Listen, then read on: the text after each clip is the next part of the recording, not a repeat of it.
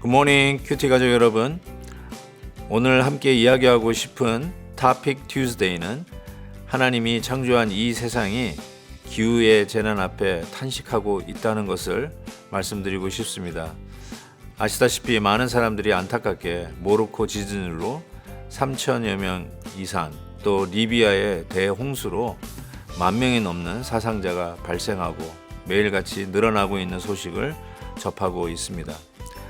계속해서 아픔과 고통 속에 있는 그 땅을 바라다보며 저희 베델교회가 지난 주일에 이분들을 위해서 성금을 모았듯이 하나님의 위로와 회복이 있기를 바라고, 어려운 가운데서도 귀한 헌금을 해주신 우리 성도님들에게 진심으로 감사의 말씀을 전합니다. 삶의 현장 속에 우리도 만만치 않은 어려움이 다가올 때가 있지만 우리 다 같이 기도로 더욱더 힘써 우리 앞에 있는 모든 어려움들을 넉넉히 이길 수 있는 우리 큐티 가족 되시기를 바랍니다. 오늘 함께 묵상할 말씀은 민수기 10장 1절에서 10절입니다. 다 함께 찬송가 168장 하나님의 나팔소리 1절을 부르시겠습니다. 하나님의 나팔소리 천지 진동할 때에 예수 영광 중에 구름 타시고 전사들을 세계 만국 모든 곳에 보내어 구원받은 성도들을 모으리. 나팔 불 때 나의 이름, 나팔 불 때 나의 이름, 나팔 불 때 나의 이름, 부를 때에 잔치 참여하겠네. 여호와께서 모세에게 말씀하여 이르시되 은나팔 둘을 만들되 두들겨 만들어서 그것으로 회중을 소집하며 진영을 출발하게 할 것이라. 나팔 2개를 불 때에는 온 회중이 회막문 앞에 모여서 4개로 나아올 것이요 하나만 불 때에는 이스라엘의 천부장된 지휘관들이 모여서 4개로 나아올 것이며, 너희가 그것을 크게 불 때에는 동쪽 진영들이 행진할 것이며 2번째로 크게 불 때에는 남쪽 진영들이 행진할 것이라. 떠나려 할 때에는 나팔 소리를 크게 불 것이며 또 회중을 모을 때에도 나팔을 불 것이나 소리를 크게 내지 말며, 그 나팔은 아론의 자손인 제사장들이 불지니 이는 너희 대대의 영원한 율례니라. 또 너희 땅에서 너희가 자기를 압박하는 대적을 치러 나갈 때에는 나팔을 크게 불지니 그리하면 너희 하나님 여호와가 너희를 기억하고 너희를 너희의 대적에게서 구원하시리라. 또 너희의 희락의 날과 너희가 정한 절기와 초하루에는 번제물을 드리고 화목제물을 드리며 나팔을 불라. 그로 말미암아 너희의 하나님이 너희를 기억하시리라. 나는 너희의 하나님 여호와니라. 요즘은 어디를 가도 어떤 사회의 여러 가지의 일들을 지켜보아도 화두가 되는 것은 소통입니다. 커뮤니케이션. 서로가 서로의 이야기를 허심탄회하게 나눌 수 있는 그런 플랫폼, 그런 소통의 장을 굉장히 아쉬워들 하게 됩니다. 그것은 모든 사회의 기관도 마찬가지이고, 그리고 어쩌면 교회의 현장도 마찬가지인 것 같습니다. 그래서 소통을 하려고 하고 서로의 이야기를 나누는데 제가 많이 한계를 느끼는 것은 그런 것입니다. 정말 자기의 이야기를 나누고 서로를 이해하려고 애를 쓰는 것보다는 자기의 이야기만 하고 남의 이야기는 듣지 않는, 귀를 닫아버리는 것들이 현실적인 아픔이 아닌가, 이런 생각을 해봅니다. 가정에서도 소통의 문제가 일어나는데 왜 소통의 문제가 있을까? 아이들은 아이들대로 자기 이야기만 하고 부모는 부모대로 부모의 이야기만 하는 것이고, 남편은 남편의 이야기, 아내는 아내의 이야기, 서로를 이해하려고 하는, 영어로 understand, 서로의 입장에 서 보려고 하는 그런 수고와 노력은 없이 자기의 이야기만 하려고 할 때 우리는 소통이 되지 않는 답답함을 아마 느끼리라고 생각합니다. 저는 오늘 이 광야 군대만 60만 명, 우리 모든 아이들 또 자매들까지 합치면 얼추 200만 명이 된다는 이 출애굽 광야 백성에게 어떻게 소통을 했을까, 이런 것도 한번 생각해 보았습니다.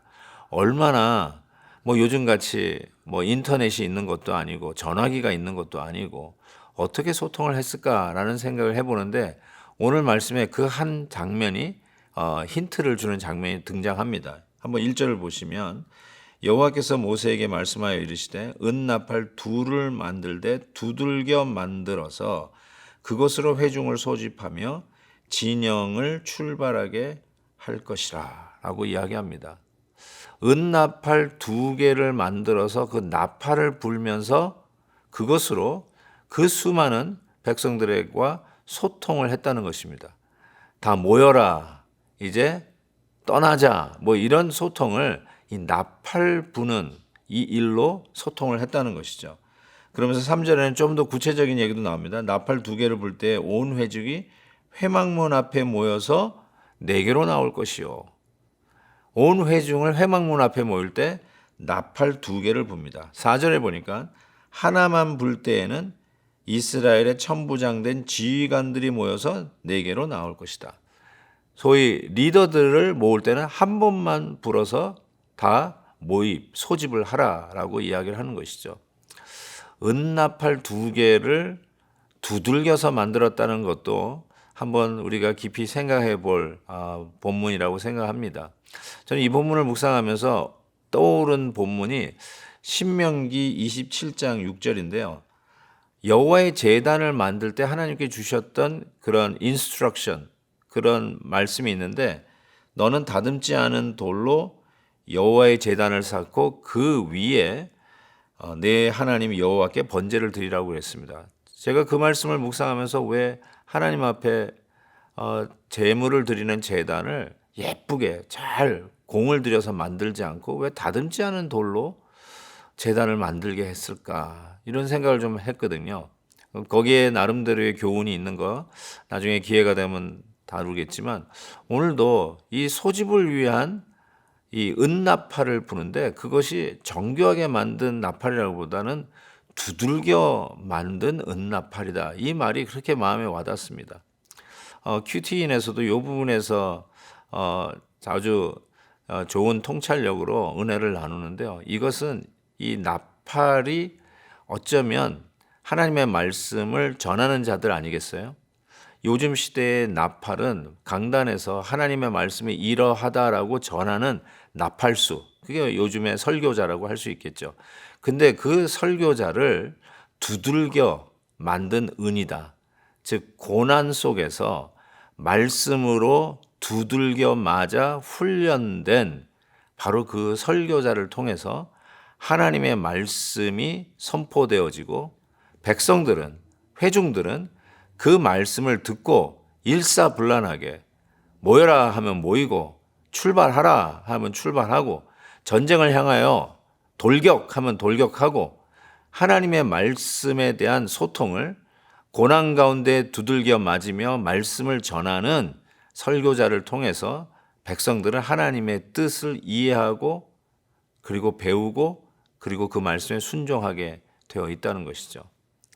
참 이것이 설교자의 아픔 아니면 숙명과 같이 하나님의 말씀을 전하는 자들의 모습이 아닌가 싶습니다. 정말 고난 가운데 있는 설교자들의 삶 속에서 그냥 그런 환경적인, 때로는 인간적인 그런 어려움과 아픔이 있지만 참아내고 인내하고, 이 사람 저 사람이 이래야 된다 저래야 된다 하고 아주 날카로운 신랄한 비판을 해도 거기에 두들겨 맞으면서 오히려 하나님의 말씀으로 정제된 그 뜻을 선포하는 자, 그 하나님의 나팔수, 바로 그들이 전하는 말씀을 통해서 하나님의 백성들은 하나님의 뜻을 비로소 이해하게 되고, 나가라는 것인지 들어오라고 하는 것인지 멈추라고 하는 것인지 돌격 앞으로 행진해야 되는 것인지를 알게 된다는 것이죠. 부디 오늘도 하나님의 말씀을 묵상하는 가운데 그 어떤 소리보다도 강력한 하나님의 나팔 음성을 듣고 순종하며 우리들의 고난 속에서도 두들겨 맞는 것 같지만 이 세상을 향하여 하나님의 말씀의 나팔수로의 사명을 감당하는 우리 큐티 가족들 되시기를 주의 이름으로 축복합니다.